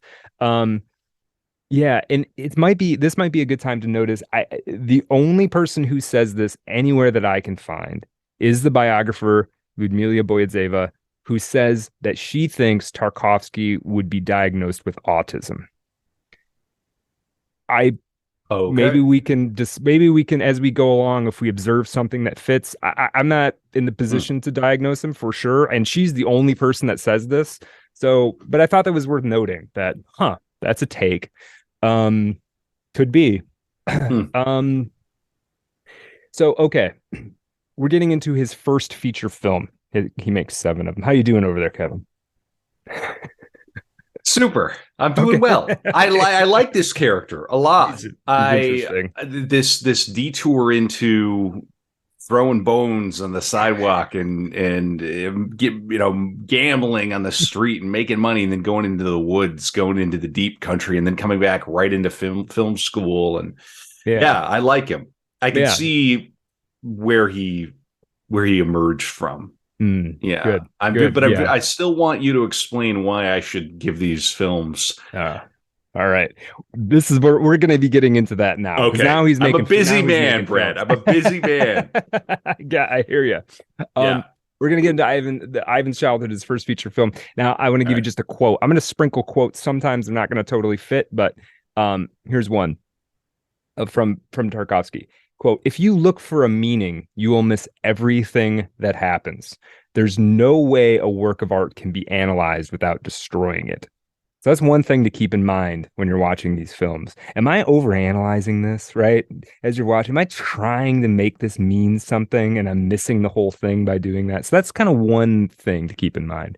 Um, uh, okay, so I want to give you a description of him around the time of Ivan's childhood, the first film that comes out. And then we're going to talk about the story of Ivan's childhood a little bit.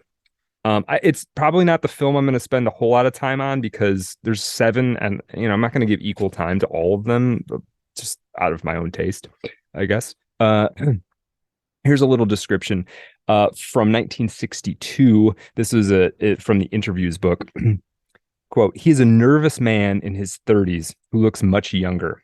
His shirt is open, a scarf under the collar around his neck, according to the Russian style. The hair above his twitching forehead is short. He has strong, broad cheekbones and thin lips, which he often presses together above a prominent chin. During the press conferences, he gestures wildly, ignoring the microphone in his hands, which makes the volume of his voice rise and fall.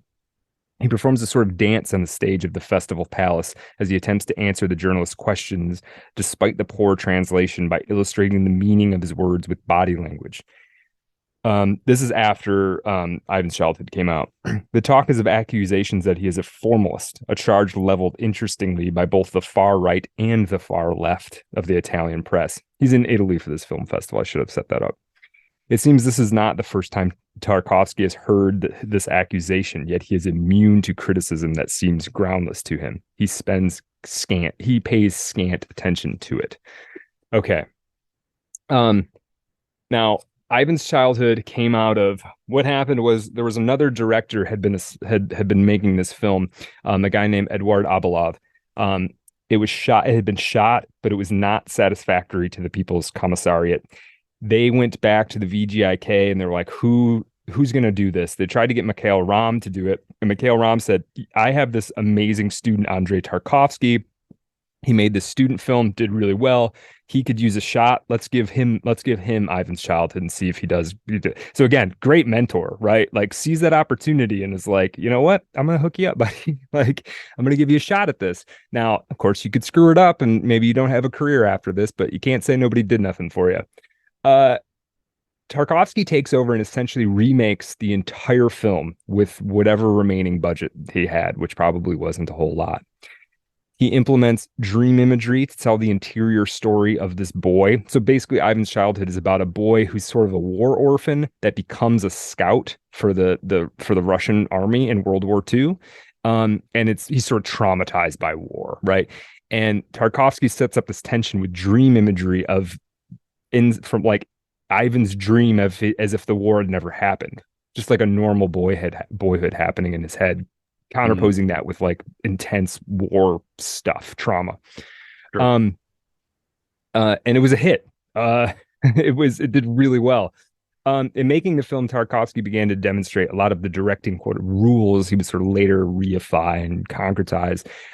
This discipline, his enthusiasm, his obsessiveness. He was obsessive. They would later talk about how he would in certain shots, he would correct like every blade of grass in a shot. You got to crook that one slightly to the left and this one slightly to the right to make it exactly what I want to be looking at. Very intense. He also ended up he also wasn't that interested apparently in communicating clearly what he wanted or needed from the crew. So he wasn't much of a leader, which as a director I would think is a valuable quality, to have some ability to get everybody on the same page, right? At least to, everybody knows where we're trying to get to. He's sort of more like, staring at a tree and sort of like, we'll just shoot it until it looks right. He had another rule that he came up around this time. Now remember, he's married, he has a young boy. He has a young boy shortly after the film comes out, I suppose.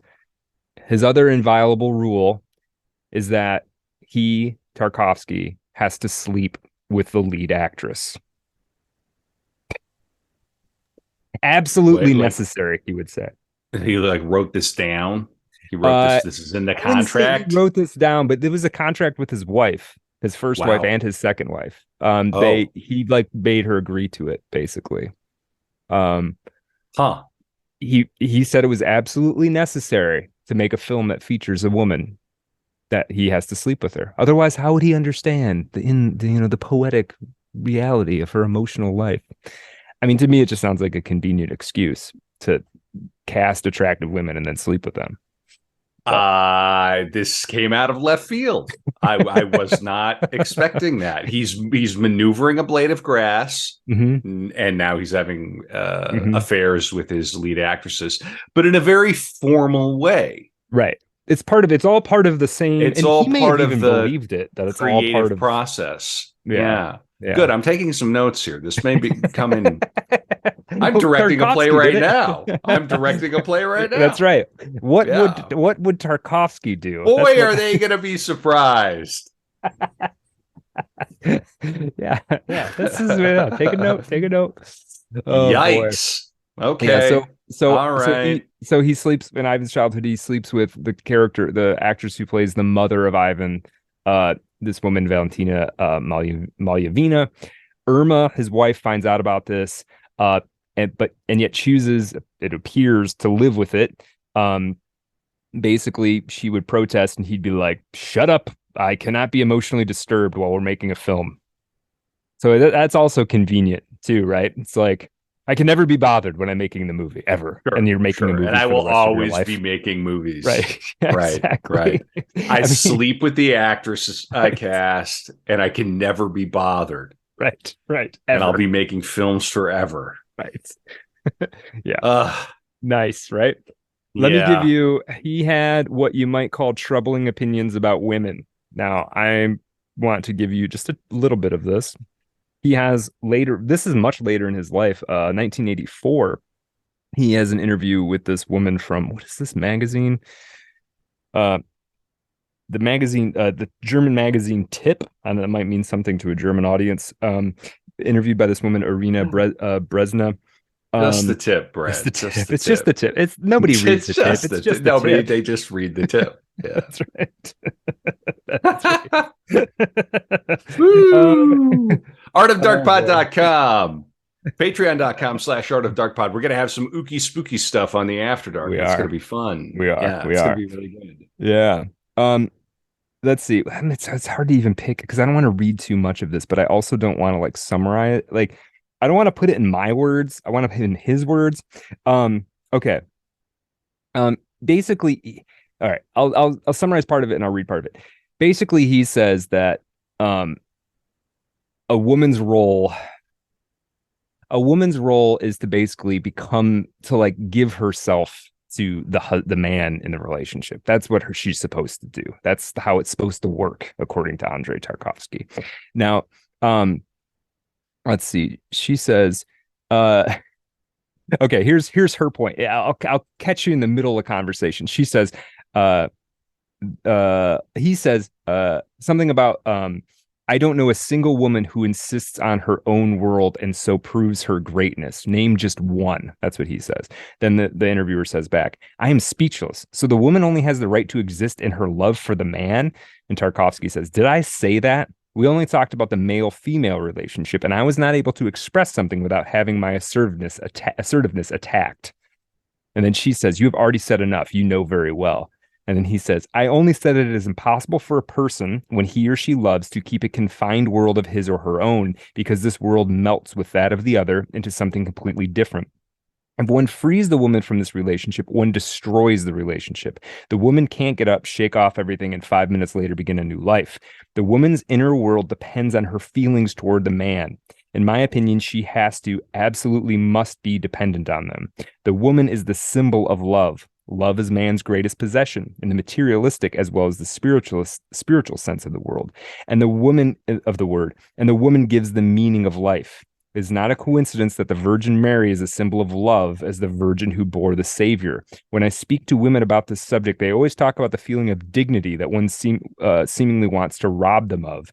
From my point of view, these women don't understand that they only find their dignity in a male-female relationship in total devotion to the man. When the woman really loves, then she doesn't keep track. Then she doesn't ask questions like you're asking now. She wouldn't know what you are talking about. Yeah. So he's fairly intense about this. But here's another point. This is where, and I'm not going to spend a ton of time on this, but I felt like it was necessary, and this was the time to do it. Here's a little bit later in the interview. The interviewer says, I agree with you. As long as male values dominate, it will be hard for a woman in this world, as long as she has to compete with male values in her career. He responds, you are mistaken. For me, there's nothing more unpleasant than a woman with a big career, not because I fear for my male rights, but because I see it as something unnatural. There's a woman taking a route that she should have ignored. Only a misleading competitive feeling for the man has caused her to do it. And why does this happen? Does the woman want to be like the man? Does she want to prove her similar abilities to the man? I don't doubt that a woman can fulfill a man's job. Here in England, he's in England at the time he's being interviewed. Here in England, a woman has fought her way to a big political career and is one of the toughest politicians. It's Margaret Thatcher. As a politician, she behaves correctly. She is in conflict with a lot of people, but for a politician, that is a good sign. A politician who pleases is a bad one. A politician has to accomplish something, and that makes him unpopular. During the Falkland conflict, one could dislike this woman, but her point of view regarding the Grenada invasion was understandable. A woman's ability to do a man's job is nothing special. Of course she can do it, but that doesn't prove anything. It's just, I don't know, just out of, that's it. That's Tarkovsky. It just sounds like he is what we would say is trad. Yeah. But in a mystical way. Right. It's sort of like, and what I wanted to read, that second part, was just to kind of add a dimension to it. It's not misogynistic in the sense of like he disrespects women or thinks them incompetent or something. Right. It's something else other than that, right? He literally is saying like a woman can do a man's job, sure. Yeah, but he does sound like a total prick. Oh, he is. He's a total. Yeah. He's absolute 100% asshole for sure. Yeah. Okay, so Ivan's Childhood comes out. Big success, especially for a filmmaker's first time out. It's given a wide release in the Soviet Union, which at the time was 1,600 theaters, and made its way to the Venice Film Festival, where it won the Golden Lion, which is a big award. It's not the biggest award out there, but it's a significant award, and it means you have made it. It was well loved and appreciated both inside and outside of the Soviet Union, but there were some suspicions from communist voices in particular. In an article criticizing the film written by Alberto Moravia, people might know him as the author of a really great novel, honestly, called Contempt. He wrote in the newspaper, The Communist Party of Italy, that he criticized the film's pace, its attempts to poeticize, and for it being petty bourgeois in some way.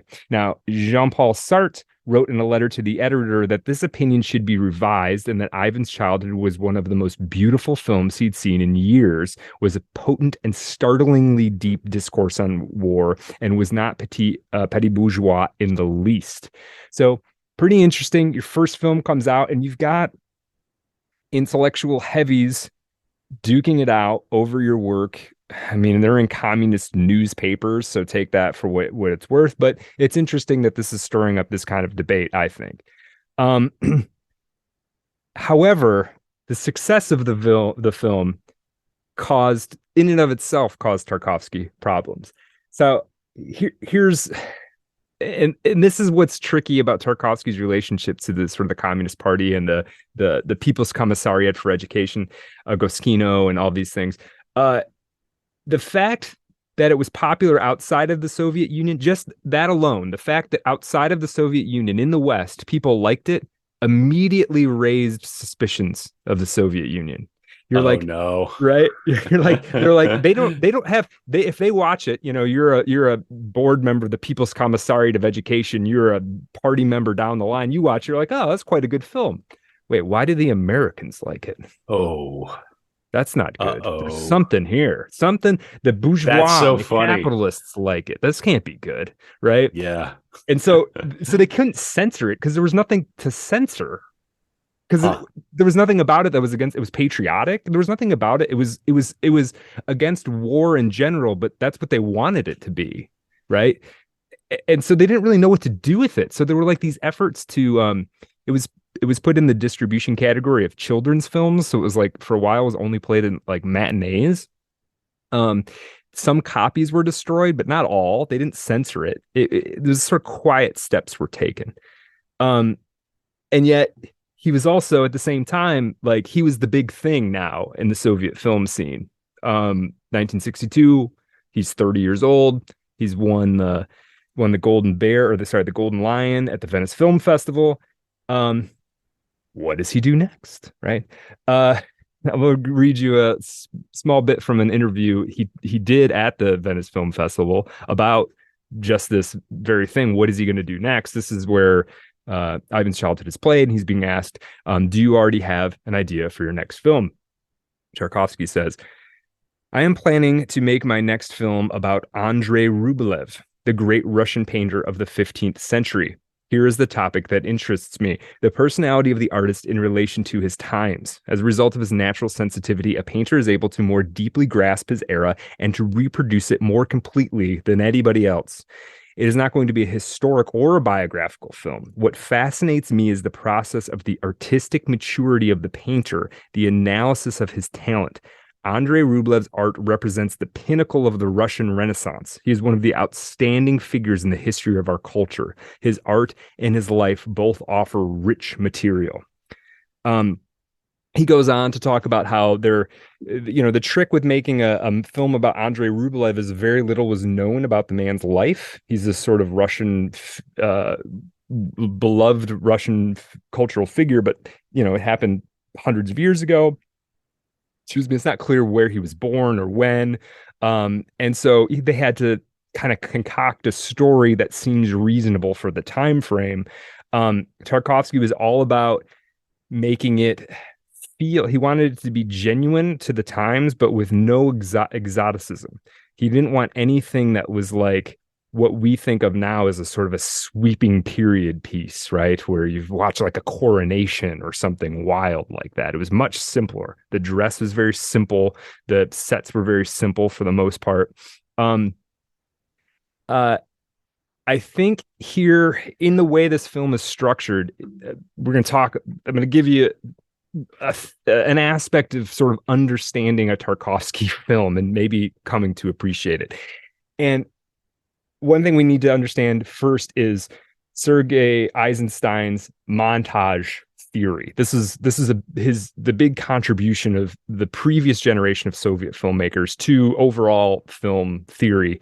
This idea of the montage, basically how you essentially put the fact that the coherent meaning of a film is how one frame or shot relates to the next shot, and you can convey a lot of meaning in what you put next to each other, and that you're supposed to be structuring something sort of linear and sort of self-sustaining by putting these pieces together. I think the film Battleship Potemkin is like held up as this very famous example of how to do this. How you can tell a story of a huge cataclysmic event by showing, something happening in the distance and then something happening to a particular individual, and the viewer relates those two things to each other, right? In some ways, it's just basic perspective.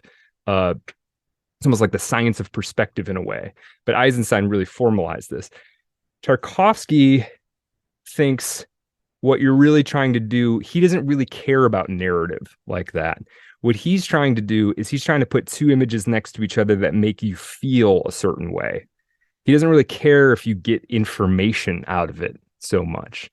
And later on, he would talk about Roger Ebert would talk about Tarkovsky's films and say he's not trying to entertain you or inform you. What he's trying to do is absorb you.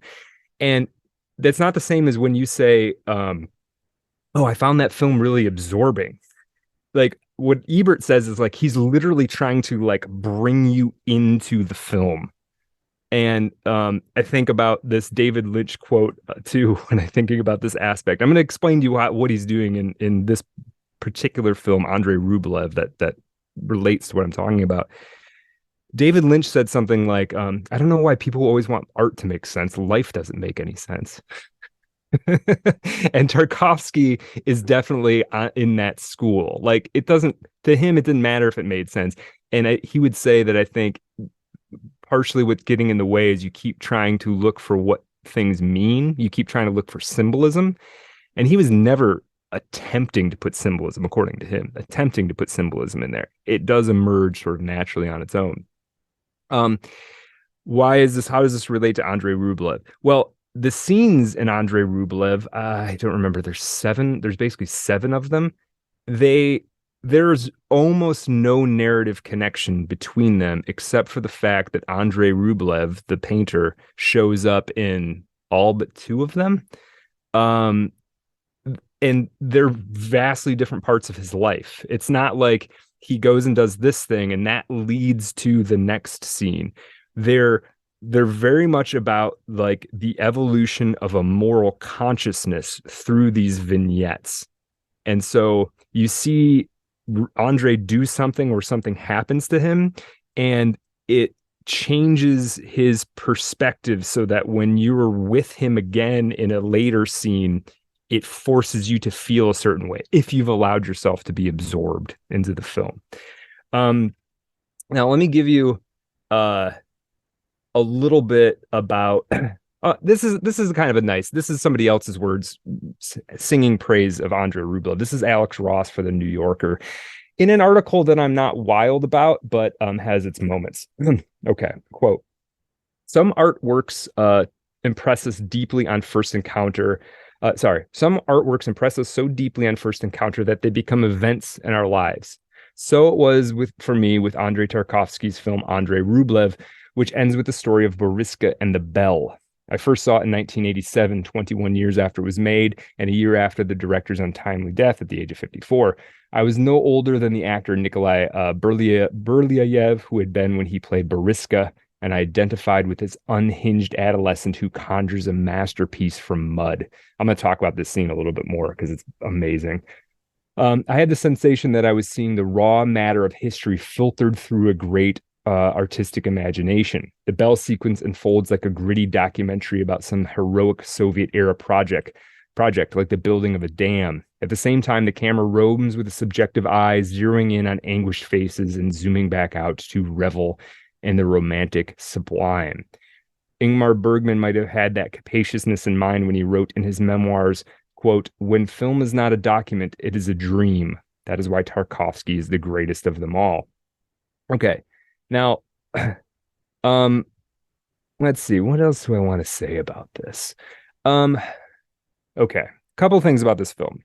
If you haven't seen it yet, I don't even know if I want to rank these films. They're all so different from each other in a certain sense. I would say if you're going to watch them and you're not concerned with watching them in order, this one should go in like your first 3, I would say, that you watch. There's this thing that he's doing in all right, so like my 2 favorite scenes. One scene is fairly early on. Andrei, this monk, goes to he's out camping on a river, and the context is never explained to you. It's just he and the other monks are on the river. It gives you the year, so you just know how many years have passed since the previous scene. He and his other monks, some of them are icon painters. One of them is his assistant who we've met earlier. They're kind of camping beside a river, and it's a pagan festival. It's Kupala night, the summer solstice, and Andrei gets caught up. Andrei Rublev, the character, right? This very serious monk gets caught up watching the sexual escapades of some pagans, because for them on Kupala night, everybody sleeps with somebody is the idea. And Andre's a monk. I mean, he's never had anything like that, right? So he's watching it happen, and he gets caught. And they basically, the pagans tie him up for the night, and the implication is that they might kill him. And he's let out by this very sexy pagan, call her a witch, right? He gets let out by her, and he runs back to his camp, right? And they're like, where have you been? And he doesn't explain himself. And then the next morning, those same pagans are being persecuted by some group. It's never said to you. It's some religious group. They're being persecuted and they're being chased on the riverbank. And Andrei watches this woman who let him go, and her her partner, he's killed, and she runs out into the river being pursued by these these Christians, and Andrei Rublev doesn't do anything. So she let him out. This immoral pagan freed him, and then when she needs help, he doesn't do anything. And then that looms over the rest of the film, right? This how religious are you? How compassionate are you? Right? Like what is your moral stake in this? You're supposed to be this very serious man of God. And that's the subtext of almost everything else that happens in the film. And that's how this all works. It's like each one, there's some moral quandary and they stack on each other. But narratively, the scenes don't actually have that much to do with each other other than Andrei Rublev's in them. It was sort of episodic. It is, absolutely. Yeah. There's my favorite, maybe my favorite scene, or my other favorite scene, is actually the last scene.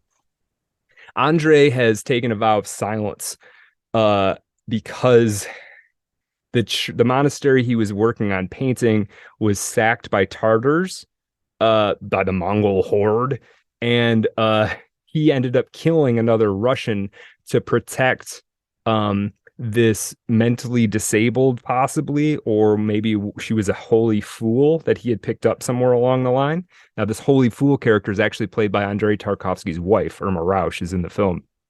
And she plays this sort of like she's never really knows what's going on, kind of. And Andrei Rublev protects her by killing this Russian guy, and then he takes a vow of silence afterward.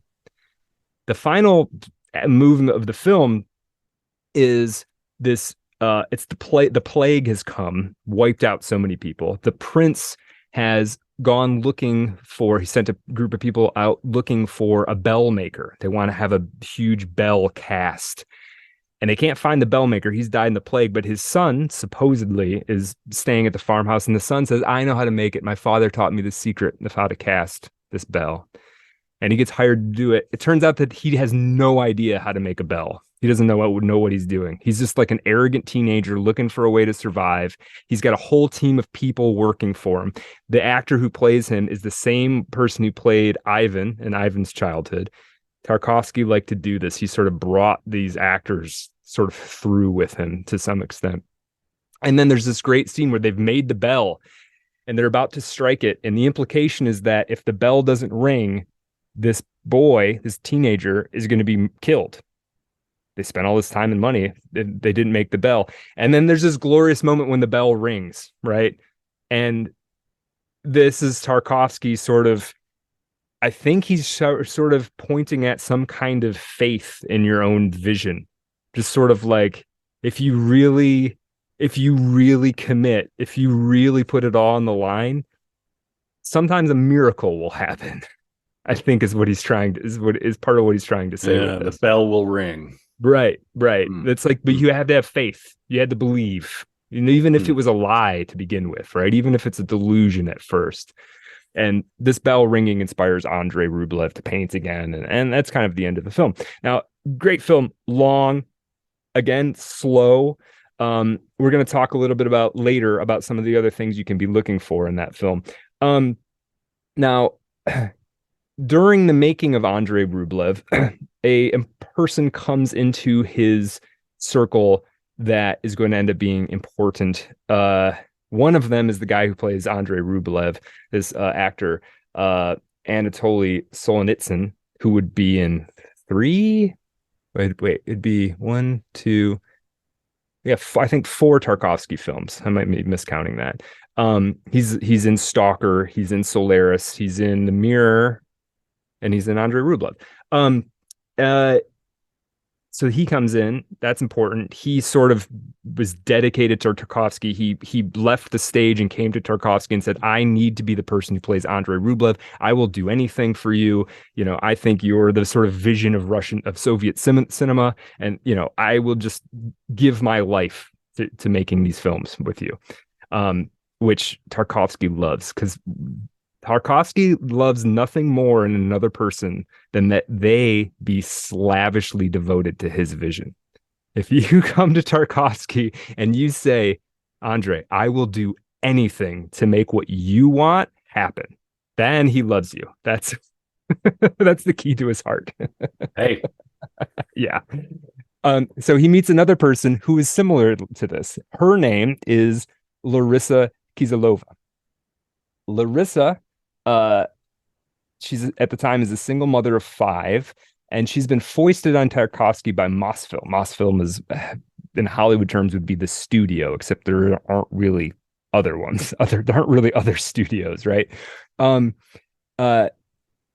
She It's funny reading this biography. Sorry, the Ludmila Boyadzeva. This author hates Larissa. It's clear from the first page, just venom against Larissa. Now, some of it's probably deserved, but Larissa comes in, is assigned as a what did I say, an assistant, and she immediately inserts herself into Tarkovsky's life. She's like, I'm going to get Andrei. I'm going to insert myself into his life. I'm going to somehow become his wife, something. And so she's slavishly devoted to him. A lot of the crew is sort of living in a big house. She's throwing and organizing like dinners and parties. She's keeping Andrei kind of drunk all the time when they're not working. And you know, who knows, at some point the affair started. And there's this, eventually they do get married, Larissa and Tarkovsky, and eventually Andrei Tarkovsky leaves Irma Rausch for Larissa. There was ways in which she was more attractive than Irma Rausch. She's like more vivacious, you know, she was like more deliberately sexy than Irma Rausch was. She was more extroverted. She was more sort of the center of the party. She would make outrageous claims about how her success as a ballet dancer and things like that, which it's not clear how true any of that is. She would, you know, sit herself in Tarkovsky's lap when they were drinking, extremely flirtatious, all of these things. Yeah, let me read a little bit from the bio on this. You knew what she wanted. She knew exactly what she wanted. Yeah. Yeah, she got went it for it. Oh yeah. Let's see. Yeah, here's a little scene. Andrei sat at the table with his wife and literally lost his mind watching this dancing queen, that is Larissa. Inflamed with jealousy and having had too much to drink, Tarkovsky once crushed a glass in his fist so hard that he got glass splinters in his palms. He was also said to have started tearing off the restaurant wallpaper in one of these rages. It was, in fact, clear that Tarkovsky's feelings for Larissa were so strong that he could not work. It was enough for Larissa to leave to Moscow to arrange something, and then the producer would have to go search for her and ask her to come back immediately as Andrei was unwell. Another whim of this man in love frightened the entire crew. Once when he saw some horses grazing, he boldly mounted a black stallion. He was immediately thrown off, but his foot was stuck in the stirrup, and the horse dragged him across the field. His head repeatedly struck the ground. The horse reared up, and Andrei pulled his leg away, but he walked with a limp for a long time afterwards, as the horse's hooves had struck a muscle, and his head did not feel well after hitting the stones.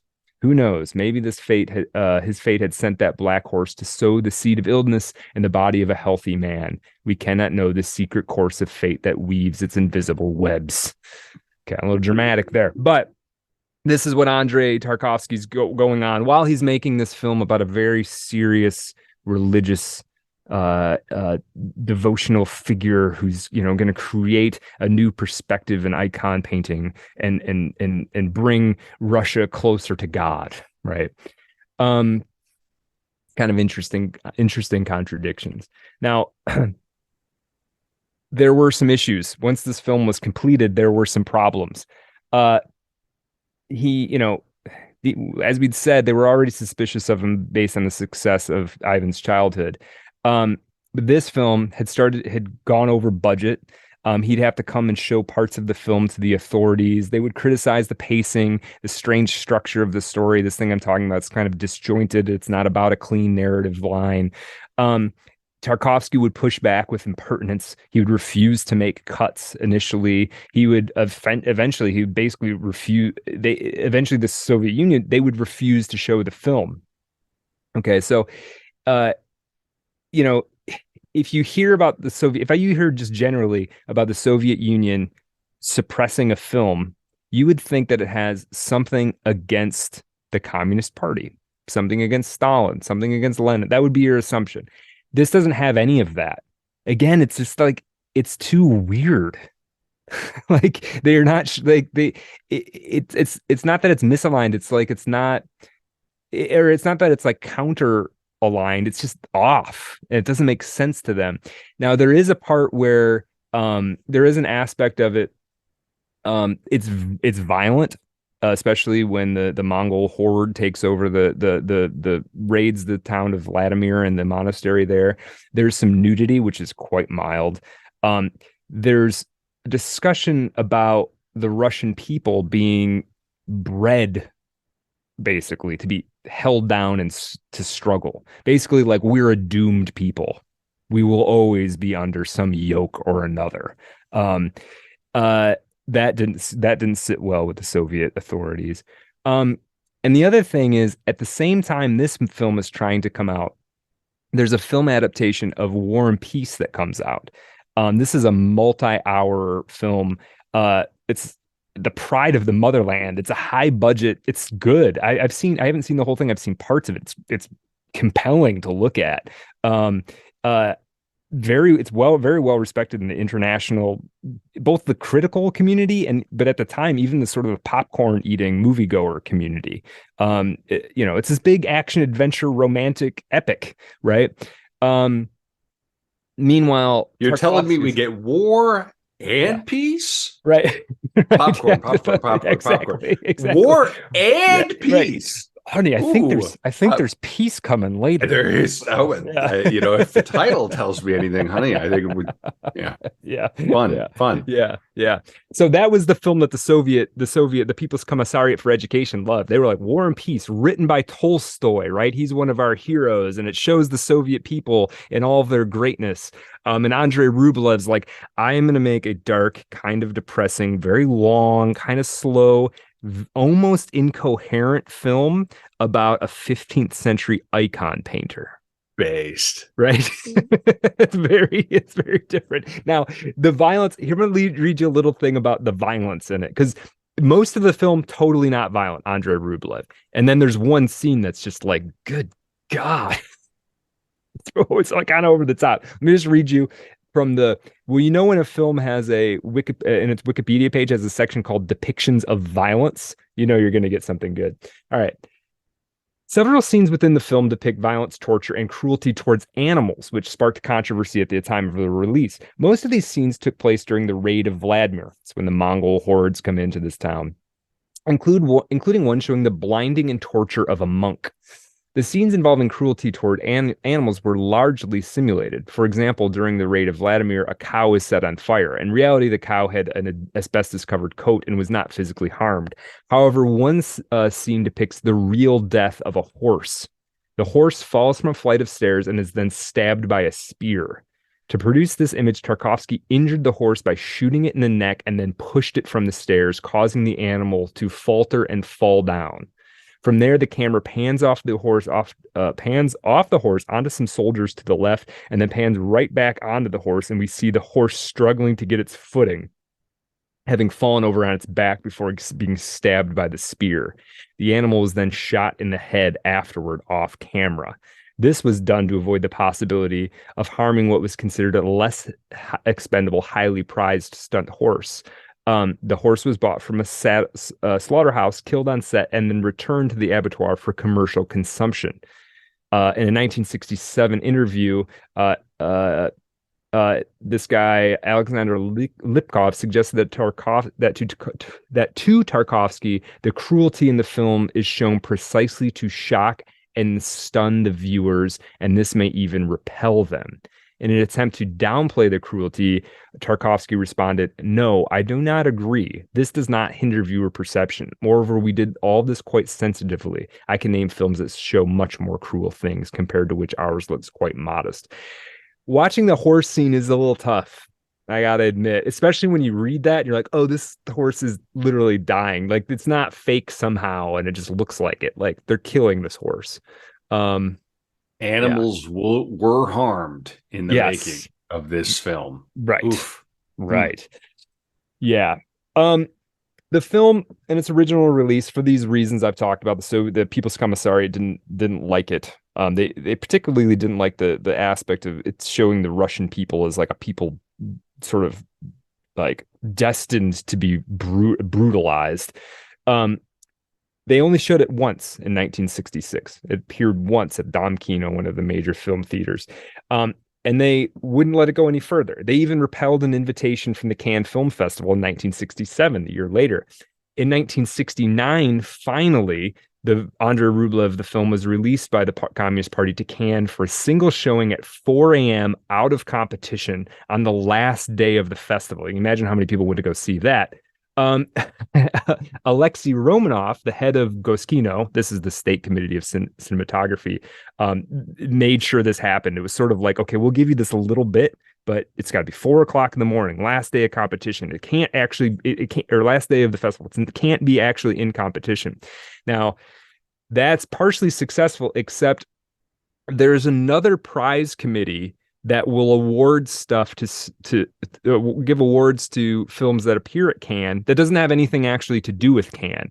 This is the FIPRESI Prize. This is given out by the International Federation of Film Critics. They'll give an award out to anybody who thinks, if they saw a showing, at in some basement somewhere and they thought it was incredible, they can win a FIPRESI Prize. So Tarkovsky wins his first one of these. There's no money associated with it, but there is a bit of prestige. It's not like they're giving out dozens of these things every year. Let me read a quick thing from the bio related to this. So 4 a.m., his film comes out, his second film, and it's like, oh my God, this is great, right? It's like it's winning awards despite all attempts by the Soviet government to make sure it doesn't get any attention whatsoever. Okay, let's see. Quote, beyond the intentions of Tarkovsky, who did not intend to pass sentence on the soul of the nation, the basic meaning of the film is a terrible one. Chaos and submission are Russia's lot. This godforsaken people's way is difficult and hopeless. Almost half a century has passed since the making of this film, but this length of time and the decades and centuries before them only confirm the general idea emerging from the fabric of this film. The past and the present of this nation proceeds as a series of tragic events, no matter how much we hope for the arising of a national idea that could turn the people back from the path of cruelty, filth, and ignorance. So this is where Tarkovsky's playing at like a metaphysical level. It's not political, but it's counter the Soviet Union idea is like, we will pull a utopia from the mud, right? And Tarkovsky's basically saying like, we can't do that. Like, that'll never happen. but he's doing it by making a film set in the 1400s. So it's like, it's difficult to pinpoint what's wrong with it, right? Sure. Yeah. Let me give you a Soviet official's opinion, quote verbatim here. Let's see. Quote, that film, Andrei Rublev, could only evoke profound rejection in pro-Soviet officials with its foreign nature, incomprehensibility, and most of all, the sense of of calamity and catastrophe. This Russia in ruins, even if it is illuminated by the light of the Trinity, clearly spoke not only to the present day, but also to the subsequent fate of Russia. Okay. So, I like that. I just like this idea that like the reason they hated it was because it was foreign and incomprehensible. It's like you're censored because nobody understands what the hell you're talking about.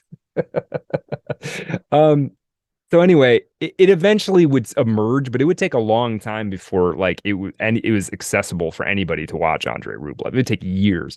And it would be another 6 years between when Rublev came out and Solaris comes out, right? And that's not 6 years of production time. That's 6 years of Andrei Tarkovsky basically just like not allowed to work. His applications for making films were rejected. And remember, because of the system, if your application to make a film is rejected, you don't go across the street. That's it. You had one shot. You're not allowed to do it anymore. You can apply it again for something else, but we're not, if they say you can't make this movie, you literally cannot make this movie. He must have been very frustrated. Oh, yeah, for sure. Now, in the meantime, he has left Irma Rausch and he's gotten married to Larissa. He has a second son named after his father, named Arseny. I don't think I have the year there. But anyway, he ends up having two sons, one with Irma Rausch, one with Larissa. Now here's the trick though. He's made Ivan's Childhood, which won a Venice Film Prize. He's won a Fabrezi Prize, which is a very prestigious prize. Like if you win a Fabrezi Prize now, you have a career. Like you will always be able to bank on that in some way. You'll always be able to get something made from that. And yet in these 6 years between Rublev and Solaris, he's penniless. He has no money. He has to go live with Larissa's family. And there's a while where he and Larissa are literally, they sleep under the kitchen table. Because he has no money. He has no income. He doesn't go do something else. Irma, she manages to not Irma, Larissa. Tarkovsky is so under her spell. She claims that she's a witch, and he believes her. So she claims that she sometimes accidentally wishes ill on people and they become sick. And so Andrei believes this, and he believes that if he crosses her in some way, that she could hurt him on purpose, accidentally or on purpose. We're going to talk more in the After Dark about the circumstances of Tarkovsky's death, but he blamed her at the end. He thought like, this is Larissa's witchcraft that is killing me. Right? Careful out there. Careful people. Out there. You gotta watch out. Those e-girls. Watch out. You gotta watch out. It starts off all fun and games. Yeah. It ends up with witchcraft. Right.